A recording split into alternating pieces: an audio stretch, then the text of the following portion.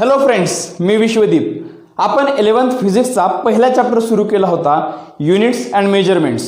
या चॅप्टरमध्ये तुमची नुकतीच 10वी झालेली असल्यामुळं या चॅप्टरमधल्या काही कन्सेप्ट्स किंवा काही नावं ही तुम्हाला थोडीशी अनोळखी वाटू शकतात. जसं की मी रेडिओ ॲक्टिव्ह असं सांगितलं, इलेक्ट्रोमॅग्नेट म्हटलं किंवा व्हर्नियर कॅलिपर आणि स्क्रूगेज अशा ॲपॅरेटसची नावं सांगितली. ही नावं ऐकून थोडासा मनावरती ताण आला असेल की फिजिक्स हे काहीतरी वेगळं आहे. पण मित्रांनो, असं समजण्याचं काही एक कारण नाही, कारण या ज्या कन्सेप्ट्स आहेत, जसं रेडिओ ॲक्टिव्हिटी असेल किंवा इलेक्ट्रोमॅग्नेट असेल, या कन्सेप्ट्स आपल्याला पुढे चालून शिकायच्या आहेत. 11वीला शिकायच्यात, 12वीला शिकायच्यात. व्हर्नियर कॅलिपर असेल किंवा स्क्रूगेज असेल, हे जे ॲपॅरेटस आहेत, हे ॲपॅरेटस आपल्याला एक्सपेरिमेंट करताना आपण स्वतः ते वापरणार आहोत. त्यामुळं अशा गोष्टींचं टेन्शन घेण्याची काही एक गरज नाही.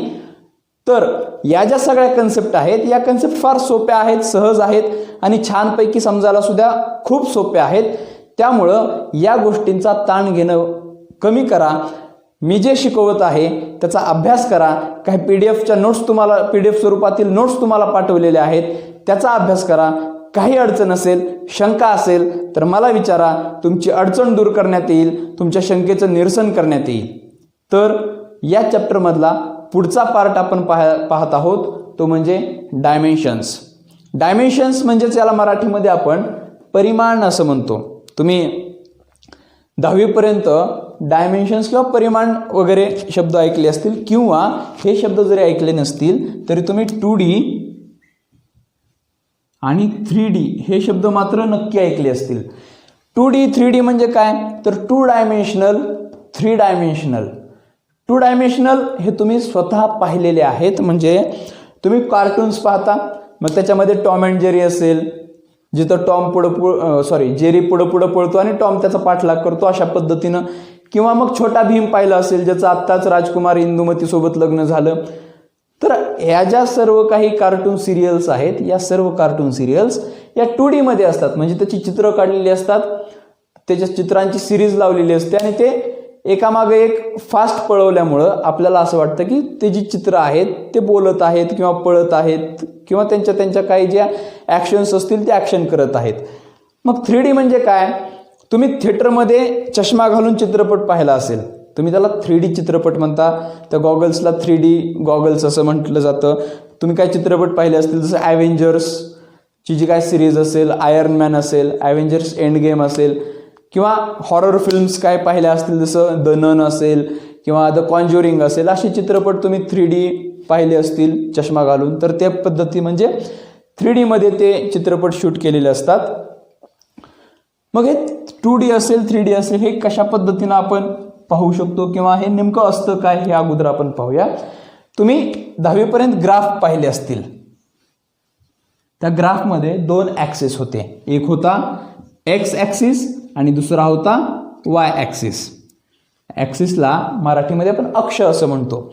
तर हे 2 प्रकारचे ॲक्सिस तुम्ही पाहिले, एक्स आणि वाय. या 2 ॲक्सिसमध्ये जेव्हा एखादी गोष्ट मूव्ह होते, हलते, फिरते, हालचाल करते, तेव्हा त्याला 2 डायमेन्शनल मुवमेंट असं म्हणतो किंवा त्याला 2D असं म्हणतो. काय, कारण इथं फक्त 2च डायमेन्शन्स आहेत, एक म्हणजे एक्स ॲक्सिस आणि दुसरा वाय ॲक्सिस. मग काही काळानंतर तिसऱ्या ॲक्सिसचा शोध लागला. तो ॲक्सिस म्हणजे झेड ॲक्सिस. झेड ॲक्सिसचा शोध लागल्यानंतर 2च्या ऐवजी 3 ॲक्सिस झाले. म्हणजेच एक्स ॲक्सिस, वाय ॲक्सिस आणि झेड ॲक्सिस, म्हणून याला आपण 3 डायमेन्शनल म्हणतो. ही जी 3 ॲक्सिस सिस्टीम आहे, ही स्पेसमध्ये वापरली जाते. म्हणजे तुमचं घर असेल, घराला कोपरा असेल, तर कोपऱ्यातला खालचे 2 जे काय लाईन्स असतील, ती एक्स आणि वाय ॲक्सिस, आणि कोपऱ्यातली जी तिसरी उभी लाईन असेल, ती उभी लाईन म्हणजे तुमचं झेड ॲक्सिस. तर हे जे 3 ॲक्सिसचं सिस्टीम आहे ते आपण स्पेसमध्ये वापरतो. ही कन्सेप्ट सुद्धा आपल्याला पुढे शिकायची आहे, त्यामुळे या कन्सेप्टचं टेन्शन घेण्याची गरज नाही. मग आपल्याला यामध्ये काय उपयोग आहे, युनिट्स अँड मेजरमेंट्स हा चॅप्टर शिकत असताना हे 2D 3D किंवा डायमेन्शन्स याचा आपल्याला काय उपयोग आहे तर हे आपण पाहणार आहोत. Let us consider this is a rectangle. मी नाव देतो याला ABC आणि D. हा एक आयत घेतला आपण, या आयताला नाव दिलं ABC आणि D. हा आयत घेतल्यानंतर याला लांबी आहे, लेंथ आहे L आणि रुंदी देखील आहे, ज्याला आपण इंग्लिशमध्ये ब्रेड्थ म्हणतो, त्याला नाव दिलं आपण B. तर रेक्टँगल घेतला नुसता तर याला लांबी देखील आहे आणि रुंदी देखील आहे. लक्षात येत आहे. पण जर आपण तिथं एक ठोकळा घेतला, ठोकळा म्हणजे ज्याला आपण इंग्लिशमध्ये क्यूब म्हणतो, तर बघा हा एक ठोकळा घेतला. आता या ठोकळ्याला इथं जर पाहिलं तर लांबी आहे, त्याला आपण म्हटलं L. नंतर इथं रुंदी आहे, त्याला म्हटलं आपण B म्हणजे ब्रेड्थ आहे. आणि सोबतच इथं पाहिलं तर इथं आपल्याला त्याला सापडते हाईट. हाईट म्हणजेच उंची, म्हणजे लेंथ आहे, ब्रेड्थ आहे आणि हाईट आहे. हे लेंथ ब्रेड्थ हाईट म्हणजेच लांबी रुंदी आणि उंची हे काय झाले, त्याचे डायमेन्शन्स झाले. हे लांबी आणि रुंदी हे म्हणजेच काय झाले, त्याचे डायमेन्शन्स झाले. तर हे अशा पद्धतीनं डायमेन्शनची कन्सेप्ट आहे. पण युनिट्स मेजर करत असताना हे डायमेन्शन्स आपल्याला का लागतात किंवा ते कशा पद्धतीनं आपण त्याचा वापर करतो हे आपण पाहूया. मागच्या भागामध्ये आपण फंडामेंटल युनिट्स पाहिले. फंडामेंटल युनिट्स 7 होते बघा. एक होती लेंथ म्हणजेच लांबी, दुसरं होतं मास म्हणजेच त्याचं जे काय वस्तुमान असेल ते, त्याच्यानंतर होतं टाईम म्हणजेच वेळ, त्याच्यानंतर होतं करंट इलेक्ट्रिसिटी म्हणजे आपल्या घरात जी करंट वाहतो ते, त्याच्यानंतर होतं टेम्परेचर म्हणजे तापमान, त्याच्यानंतर होतं intensity luminous intensity, luminous intensity आणि सगळ्यात शेवटी होतं amount of substance. Amount of substance म्हणजेच सबस्टन्स किती प्रमाणात घेतलंय याचं मेजर आपण केलेलं होतं. याचे सिम्बॉल होते, काही युनिट्स होते, ते युनिट्स आपण मीटरमध्ये मोजायचो, मास आपण किलोग्रॅममध्ये मोजायचो, टाईम सेकंदमध्ये मोजायचो, इलेक्ट्रिसिटी आपण ॲम्पियरमध्ये मोजायचो, टेम्परेचर केल्विनमध्ये मोजायचो, इंटेन्सिटी ऑफ लाईट आपण कॅन्डेला म्हणजे CD मध्ये मोजायचो आणि अमाऊंट ऑफ सबस्टन्स आपण मोलमध्ये मोजायचो. तर हे सगळे झाले फंडामेंटल क्वांटिटीज आणि फंडामेंटल युनिट्स. आणि त्यासोबत दुसरा पार्ट जो आपण पाहिला होता तो होता डिराइव्ड क्वांटिटीज किंवा डिराइव्ड युनिट्स. डिराइव्ड युनिट्स म्हणजे आपण त्याची व्याख्या अशी सांगितली होती, त्याची डेफिनेशन अशी केली होती आपण की ज्या फिजिकल क्वांटिटीज आहेत, ज्या फिजिकल क्वांटिटीजचं मेजरमेंट करण्यासाठी आपल्याला फंडामेंटल क्वांटिटीज लागतात किंवा फंडामेंटल युनिट्स लागतात, त्यांना आपण डिराइव्ड युनिट्स असं म्हटलं होतं. हे डिराइव्ड युनिट्स पाहूया आपण. आता याच्यामध्ये मी काय फॉर्म्युले सांगणार आहे, काय कन्सेप्ट सांगणार आहे, ज्या आपल्याला पुढच्या चॅप्टरमध्ये आपण शिकणार आहोत. येणाऱ्या काही चॅप्टर्समध्ये या सर्व कन्सेप्ट आपण शिकणार आहोत. तोपर्यंत आपण फक्त त्याच्या फॉर्म्युल्यांवरती लक्ष देऊया. बघा, एक डिराइव्ड क्वांटिटी घेऊ आपण. स्पीड घेतली. स्पीड इज इक्वल टू असतं distance upon time. Distance upon time. Distance म्हणजेच काय, लेंथ आणि टाइम म्हणजे टाइमच. तर डिस्टन्स आपण कशात मोजतो, मीटरमध्ये. त्याचं युनिट काढतोय आपण, त्याचा फॉर्म्युल्यावरून त्याचं युनिट काढायचं. डिस्टन्स कशामध्ये मोजतो, मीटरमध्ये. टाइम कशामध्ये मोजतो, सेकंदमध्ये, म्हणजेच m/s. याला आपण कसं वाचतो, मीटर पर सेकंद. लक्षात येत आहे, मीटर पर सेकंद. म्हणजेच इथं दोन्ही क्वांटिटीज ज्या आहेत किंवा दोन्ही युनिट्स जे आहेत ते फंडामेंटल युनिट्स आहेत. मीटर पर सेकंद किंवा मी याला असं लिहू शकतो, मीटर सेकंद रेज टू -1. हे जे रेज टू -1 असतं ते आपण डिव्हाइडसाठी किंवा डिनॉमिनेटरसाठी वापरत असतो. लक्षात येतं. तर स्पीडचं युनिट काय, मीटर पर सेकंद. यामध्ये आपण दोन फंडामेंटल क्वांटिटीज वापरल्या आहेत, त्या म्हणजे लेंथ आणि टाईम. तर या डिराइव्ड क्वांटिटीजमध्ये फंडामेंटल क्वांटिटीज कोणत्या कोणत्या आल्या आहेत, त्या आलेल्या फंडामेंटल क्वांटिटीज म्हणजेच काय, डायमेन्शन्स. लक्षात येते. आणि मग डायमेन्शनल फॉर्म्युला म्हणजे काय, तर तो डायमेन्शनल फॉर्म्युला आपण पाहूयात. आता डायमेन्शनल फॉर्म्युलामध्ये जेव्हा आपल्याला डायमेन्शनल फॉर्म्युला काढायचा असतो तेव्हा प्रत्येकाला आपल्याला काहीतरी नाव द्यावं लागतं किंवा त्याचा शॉर्ट फॉर्म वापरावा लागतो. जसं एलला, लेंथला आपण एल वापरू, मासला आपण एम वापरू, टाईमला आपण कॅपिटल टी वापरू. लक्षात येतं. इथं लेंथला कॅपिटल एल, मासला कॅपिटल एम आणि टाईमला कॅपिटल टी. इथं आता इलेक्ट्रिसिटीला आपण त्याचं युनिट वापरणार म्हणजेच कॅपिटल ए. टेम्परेचरला त्याचं युनिट वापरणार म्हणजे कॅपिटल के. इंटेन्सिटी ऑफ लाईटला त्याचं युनिटच वापरणार सी डी. आणि अमाऊंट ऑफ सबस्टन्सला त्याचं युनिटच आपण वापरणार ते म्हणजे मोल. आता बघूया डायमेन्शनल फॉर्म्युला कसा लिहायचा. इथपर्यंत काय अडचण नसावी. असेल तर तुम्ही मला व्हॉट्सअपला वगैरे विचारू शकता. बघा, लेंथ डिनोट करायची किंवा लेंथ आपण दाखवायची कॅपिटल एलनं, मास दाखवायचं कॅपिटल एमनं, टाईम दाखवायचा कॅपिटल टीने, इलेक्ट्रिसिटी दाखवायची कॅपिटल एने, टेम्परेचर दाखवायचं कॅपिटल के, इंटेन्सिटी दाखवायची सी डीनं आणि अमाऊंट ऑफ सबस्टन्स दाखवायचं मोलनं. आता तुम्हाला विचारतील की स्पीडचे डायमेन्शन्स लिहा. तेव्हा स्पीडचे डायमेन्शन्स लिहित असताना स्क्वेअर ब्रॅकेटमध्ये लिहायचं. स्क्वेअर ब्रॅकेट म्हणजे चौकोनी कंस जो काय आहे त्यामध्ये लिहायचं. आता याच्यामध्ये मुख्यतः 3 आपण डायमेन्शन्स वापरतो. एक मास, दुसरं लेंथ आणि तिसरं टाईम.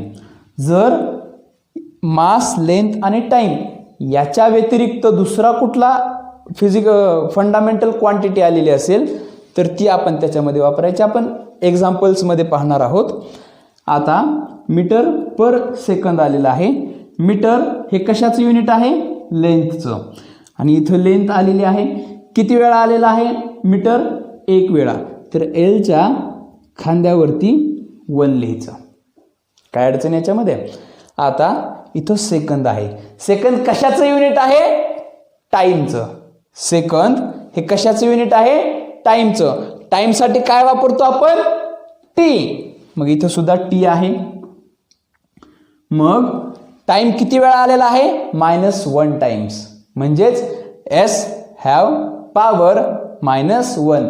हा जो एस आहे, एसचा घातांक किती आहे, -1. तसा एमचा किती होता, काहीच नाही. याचा अर्थ 1 होता. म्हणून एल रेज टू 1. एलच्या खांद्यावर 1 लिहिलं म्हणजेच एलचा घातांक 1 आहे. तसं टाईम, सेकंद हे कशाचं युनिट आहे, टाईमचं. त्याचा घातांक किती आहे, -1.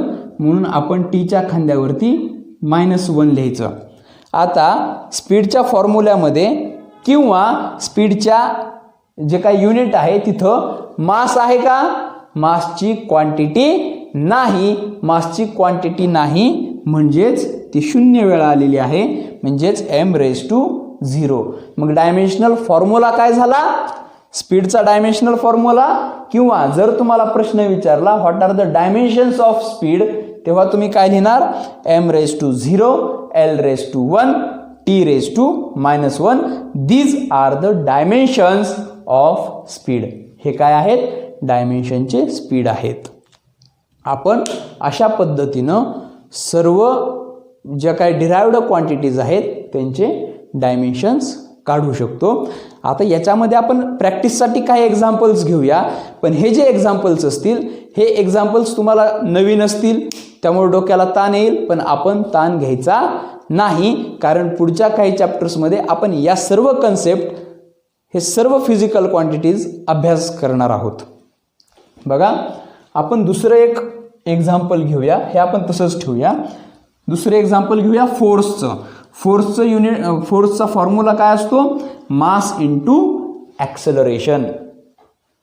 फोर्सचा फॉर्म्युला काय असतो? Force is equal to mass into acceleration. Mass काय असतं बघितलं आपण. ॲक्सेलरेशन काय असतं हे आपण पुढच्या येणाऱ्या चॅप्टरमध्ये पाहणार आहोत.